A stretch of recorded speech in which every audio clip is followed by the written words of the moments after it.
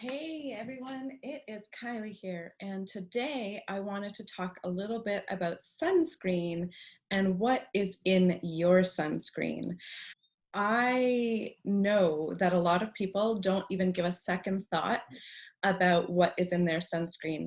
And right now, the weather is nice and sunny and warm here in Toronto, where I am.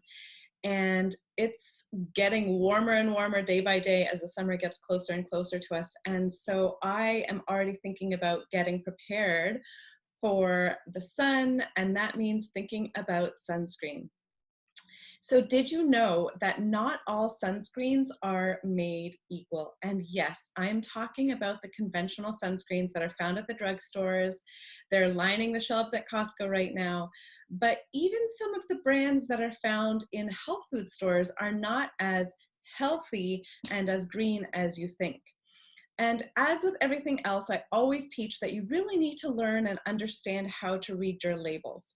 So some of the ingredients that you might want to look for in terms of what is in your sunscreen. So does it have any of the following ingredients? Does it have oxybenzone in it? Does it have octinoxate ethyl exyl methocyanate? Does it have avobenzone? Does it have homosalate? Does it have octisalate? Does it have octocrylene? And I will list these all underneath the video because I can't pronounce them. But if it has any of those, you definitely want to make sure that you are thinking twice about using that sunscreen, lathering your skin, lathering your baby's skin, because really using any of these ingredients on your body basically is going to mean that they're getting absorbed in through your skin as well. And they actually get absorbed into your skin and into your bloodstream in under 30 seconds. So if you're thinking that that doesn't matter, it totally 100% does matter.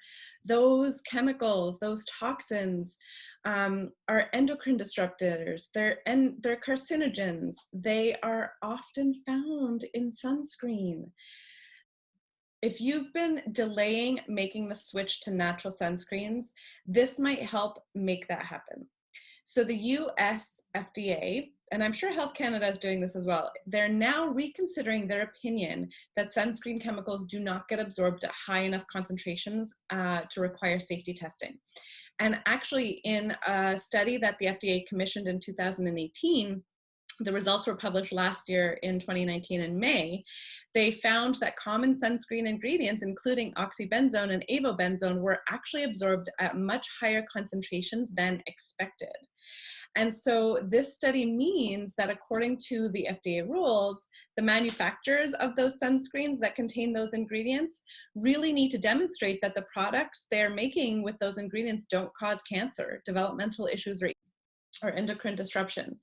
So I really urge you, especially if you're using sunscreen, I mean, on yourself, of course, but especially if you're using it on your babies and kids, their skin is a lot thinner than ours. Things are getting absorbed even more into their bodies, and it can cause a lot of havoc in the years to come. So check your sunscreen, ditch and switch the toxins, and embrace the natural sunscreens. Your skin and your health will thank you. And I know, maybe you've already tried those natural sunscreens and you're like, oh my God, Kylie, they do not work. I hate looking like I'm pasty white.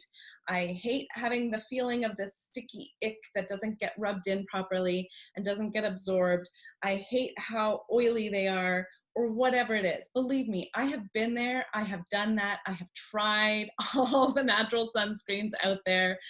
And I have to say that I have a DIY recipe that I love, that my very white pasty family loves, that keeps all of us burn free in the summer.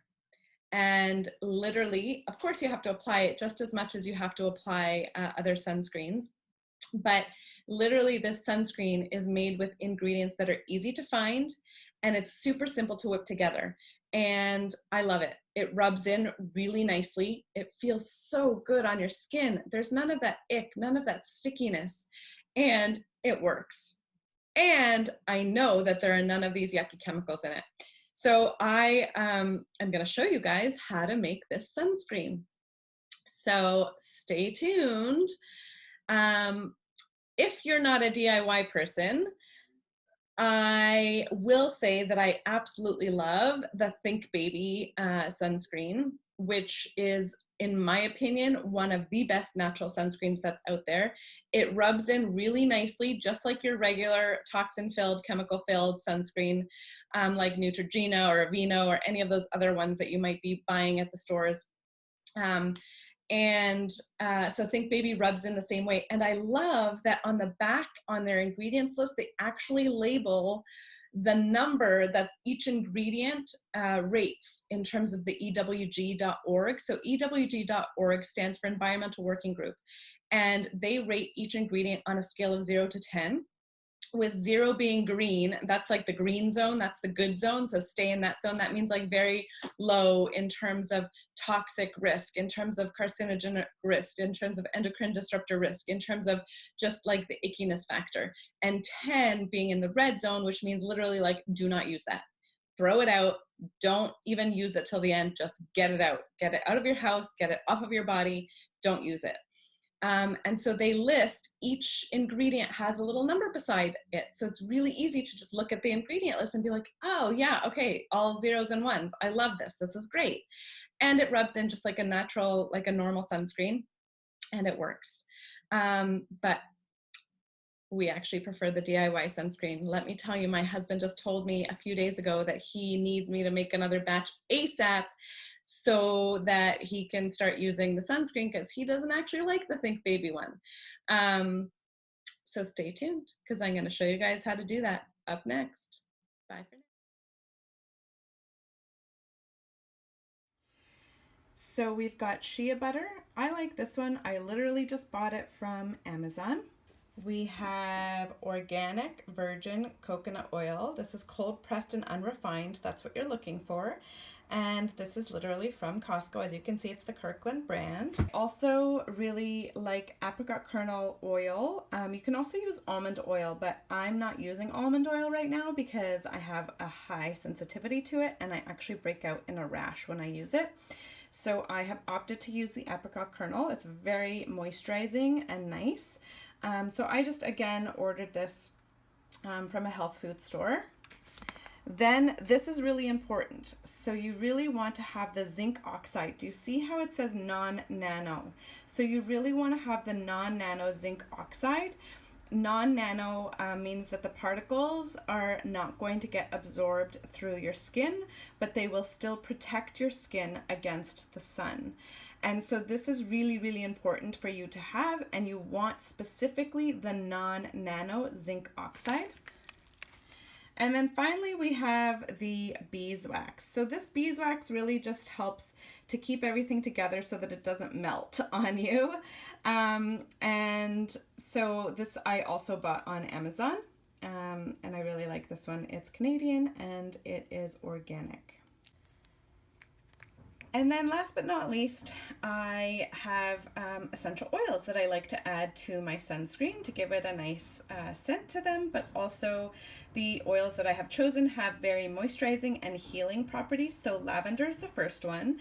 Lavender is really wonderful. It gives you that spa-like feeling, but it's also a really great skin oil, helps with moisture, also is really great for burns and cuts and bruises and healing the skin. And then we have the frankincense.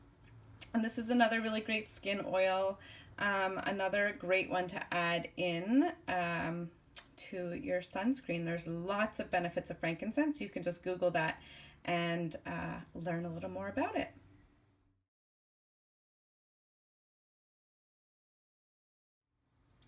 So I've got the pot heating, the water heating, and I'm just going to put all of my shea butter and my beeswax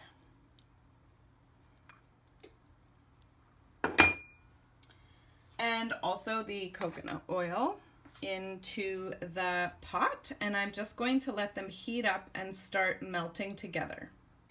So now all of the ingredients have melted together in terms of all of the oils. So the coconut oil, the apricot kernel oil, the shea butter, and also the beeswax. So I've melted all of those together, and we want to just let them sit at room temperature before we add the nanoparticle, non-nano zinc oxide, as well as the essential oils. Okay, so now after we have melted all of those different ingredients in the double broiler, you want to let it sit at room temperature, or you can put it in the fridge until it develops this kind of hard film. Sort of hard. It's not very, very hard, as you can see. You can see my finger marks there. And now is when we're going to add the non-nano zinc as well as the essential oils. So we're going to do 2 tablespoons of the non-nano zinc oxide. So 1 and 2. And the zinc oxide is actually what gives it the SPF. So if you want more SPF, then you would add more of the zinc oxide, the non-nano zinc oxide. However, with keeping in mind that the more of this non-nano zinc oxide you put in, it's going to be more like of that white tint to the sunscreen. So you're gonna have to rub it in more, and it might not rub in as much. So 2 tablespoons really is what we use for our family, and as you can see, we have pretty light skin. My husband is one that burns very easily, and this sunscreen is amazing for him. So don't worry too much about putting more of that in. So then we're going to put 20 to 30 drops of whatever essential oil you're choosing. So I've chosen lavender and frankincense, so I'll just do 15, maybe I'll do 20 of the lavender and 10 of the frankincense, since frankincense is a little bit more on the pricey side, and I like to save that one for special occasions and reasons. So 3, 4, 5, 6, 7, 8, 9, 10.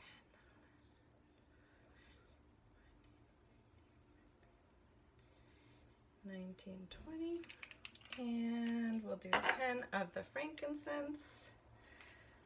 2,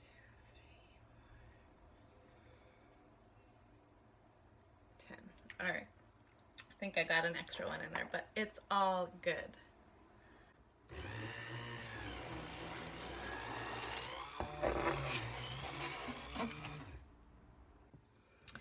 So at the end of everything, you should have something that looks like this. This is pretty liquidy, however, it will harden. So we actually, when I put it into our glass jars, then I'll put the glass jars into the fridge to allow it to harden and solidify a little bit.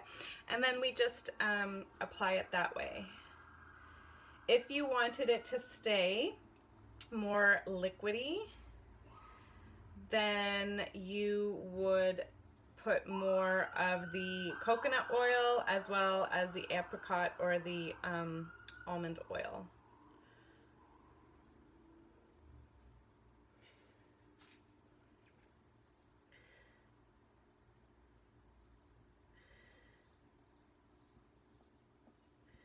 Here we go, scraping every last bit. And you do, I prefer to use glass if you're using this for camps or for you know, if you're going camping or whatnot outside at the cottage or whatnot. You can put this into plastic tubs as well. We just save all of our glass bottles, and we prefer to use glass because of the essential oils. However, because they're mixed in with all of the carrier oils and the other things, it's not so important. But you know, it's just better for your health as well to have it in glass or like BPA plastic, so that you're not getting the leaching of the chemicals from your regular plastic bottles and whatnot. And so that's it. I hope you guys enjoyed. So literally, this is what we keep ours in. And it made 2 containers. So there you have it. Super easy to make your own sunscreen. It works, and you can pronounce all the ingredients, and it's healthy for your body. Bye for now. Now, I do want to warn you guys that the cleanup for this DIY sunscreen is a little on the messy side because of the zinc oxide, but also because of all of those different oils that you're using, like the coconut oil and the apricot oil and then the shea butter and the beeswax. So I want to show you guys how I clean my stuff. So you might see that you have some of this kind of like white residue that is a little oily. So you really do need like a really good degreaser or something that'll cut the grease. And I actually really love the Thieves household cleaner from Young Living because it is so fantastic at cleaning. So I literally just spray. I just finished cleaning all of the containers, but I sprayed the containers. The Thieves dish soap really works well to cut the grease on all of the little containers and bowls and whatnot. And then I just do the sink with the Thieves cleaner. So I'll just show you guys. Literally, I just sprayed it and it just gets rid of this white residue much more easily than the regular soap. So I love it. And then I'll just rinse it, give it a good scrub. Sometimes if I need a little bit of added scrub, I'll add baking soda to it.